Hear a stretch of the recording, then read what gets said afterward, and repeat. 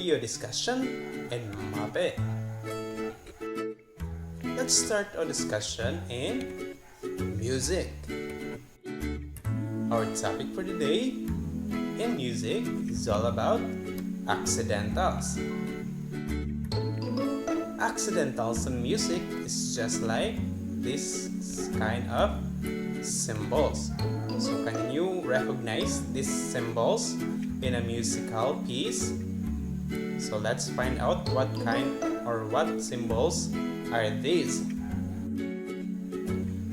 Accidentals are the symbols in the music that alter pitch of a note. Okay, this one is the natural. This one is flat, and this symbol is the sharp. So let's find out their function. Let us have first the sharp. Okay, this sign rises the pitch of a note by a semitone or half step. Like for example, if you sing this in a music piece, okay, what pitch is that? So the note is in the C, and since it has a sharp beside it, so that is a C sharp. So how can we find out the tone of this note? So like for example, in a keyboard or piano, we find the C first, and since the sharp has or sharp sign rises the pitch by half step. So this is the half step of the C, and now this is now the C sharp. And now let's proceed to the flat. Okay, this sign lowers the pitch of a note by a semitone or half step. Like for example, if you sing this flat sign, and this note is A, it is the A. So since it has a flat sign, so that will be the A flat. So in a piano or keyboard, so let's find out first the A. So since this is the A, and if it is a flat, okay, it lowers the pitch by half step. So this is now the half step of or lower half step of A. So this is now the A flat. And things to remember in music. So like for example, if that note has flat, okay, it is the A flat, and if it has another note, so it is considered as A flat even if there is no sign of flat sign. So the note will still A flat even without a sign, because accidentals are in effect for the same note in the same measure. Okay, it only applies on the same measure. And now let us proceed to the natural sign or symbol. Okay, this sign cancels the effect of the previous used sharp or flat. This restores the notes to its original pitch. Like for example, okay, in the first note, as you observe that it has a sharp. Okay, it is an F sharp. And in the second note, it has the natural sign or symbol. So that F will become its original pitch, F major. And the second method, we have the A flat. And in the second note, okay, it has the natural sign symbol. Okay, it will become or go back to its original pitch, which is the A major. So this is the use of the natural. And now let's proceed our discussion in chords. And in this time, we're going to tackle about the colors. In our previous discussion in arts, we're talking about the landscape sketching. And in this time, we're going to use colors.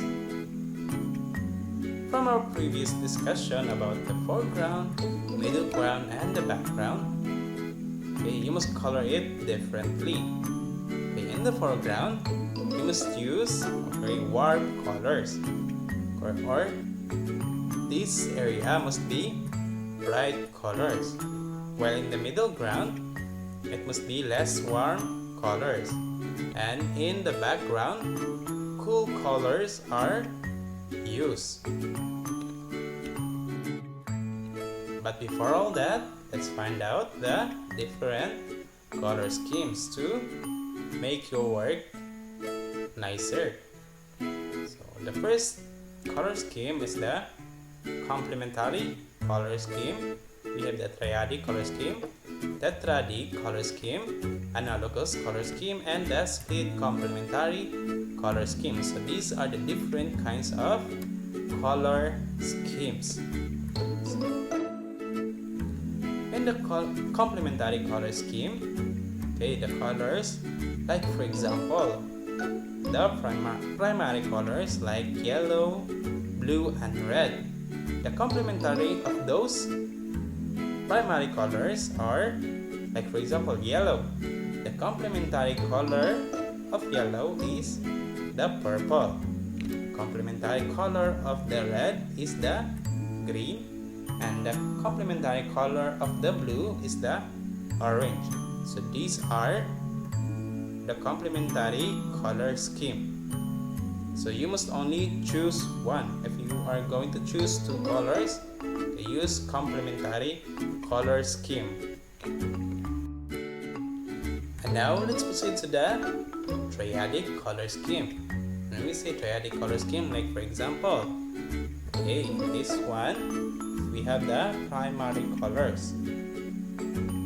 Like for example, the yellow, red, and blue, or even the secondary colors like green, orange, and purple. So these are the triadic color scheme. And now let's proceed to the tetradic color scheme. When we say tetra, it has 4 colors, or it has 2 pairs of complementary colors. Like for example, the red. Complementary colors of red is green, and another one is complementary color of yellow is the violet or purple. So these are the tetradic color scheme: red, green, yellow, and violet. And the next color scheme is the analogous color scheme. And when we say analogous color scheme, it is a combination of colors that are sitting to one another in a color wheel. Like for example, this is the color wheel, and for example, you're going to choose red. You're going to choose 3 combinations that are sitting beside that color. Like for example, red, orange, and orange. So these are the analogous color scheme. Now let's proceed to the split complementary color scheme. It includes the main color and the 2 colors beside its opposite. Like for example, the main color is the red, and the opposite of it is green, and the 2 colors beside it is the yellow green and the blue green. So this is an example of split complementary color scheme. And now let's proceed our discussion to physical education. Our topic for today for physical education is all about balance. When we say balance, it is a skill related to fitness components, that is the ability of the human body to maintain equilibrium or stability.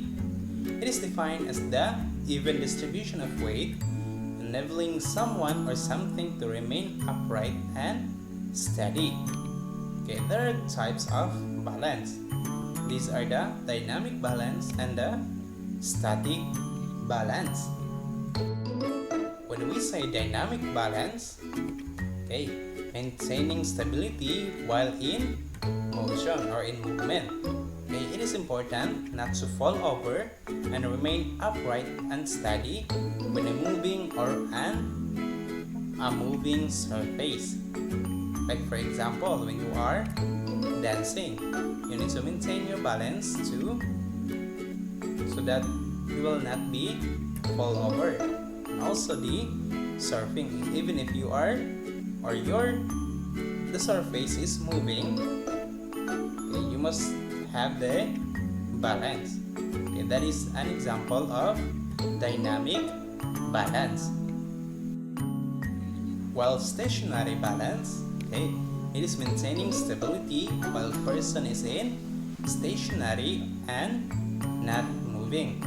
Steady position with minimal sway where the position is expected, like for example in a 1 foot balance. Okay. And also lifting the weights. Okay. It is static balance because you are not, or your feet is not moving. So this is an example of static balance. Balance enables us to walk, run, move, stand, or sit without falling over. You may use your eyes, ears, and other sensory system of your body, such as your muscle and joints, to balance your body. Therefore, the balance is the result of several body systems working together. So this is the balance. And now let's proceed to the health. Our topic in health is all about the puberty-related health, myth and misconceptions. Before we're going to start the discussion, okay, I have here some illustrations about the truth or myth. So, like for example, in the females, okay, girls should not take a bath during menstruation. Is it truth or myth? And for the boys, men run out of sperm as they get older. Is it truth or myth? Okay, let's find out this kind of situations. As you approach puberty, you hear people talk about certain do's and don'ts, but some of those are or don't have scientific basis, or it is not been proven by scientists or any doctors, and that is called as myth if there is no scientific basis. Let us talk about the girls. Okay, once a girl starts menstruating, okay, she is ovulating. When the egg is not fertilized, okay, the egg will release once at a time every 28 days. That walls of the uterus will break down and that blood will start to flow. That is called as menstruation. During menstruation, okay, there are some myth and truth about it. Okay, let's find out the myth and the truth. Okay, let's have first the myth. Okay, a girl should not take a bath at this time because she might become palsied, or some parts of the body will become paralyzed. Well, the truth about it is, okay, this time Okay, this time when a girl has to be clean to avoid infection, so girl should take a bath.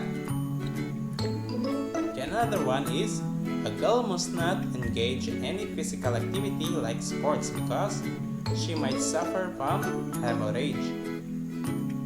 Okay, well, the truth about it is it's just uncomfortable and inconvenient to move, but physical activities should not stop, like for example the exercise. So exercising is good for the body. So another one is, okay, she should avoid sour and salty foods. Okay, it is a myth. Why? Because food should always be taken in moderation, and that includes sour and salty foods. So you must eat even if it is sour and salty during menstruation. So it is okay to take it in moderation only. And now let's proceed to the boys. Okay, a healthy adult male makes several millions of sperms each day. Each sperm takes 70 days to mature. Okay, sometimes boys experience involuntary ejaculation in their sleep, or also called as wet dreams. Okay, this happens as the sex hormone or testosterone increases and helps in the development of the sex organ. Okay. The circumcision commonly happens to boys in early adolescence. Okay, this surgical procedure is done to keep the penis cleaner and help avoid urinary tract infection, or also called as UTI, or urinary tract infection. So there are some myths and truths of men or boys. Okay, the first one is men run out of sperms as they get older.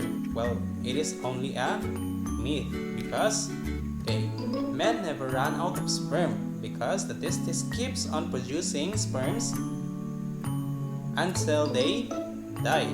Even if 90 years old gets or can get a child or can have a child, even if at his age.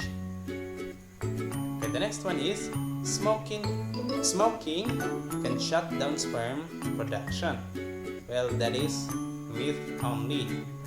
So, although this practice can lessen or limit sperm production, but they are rarely lead to total lack of sperm production.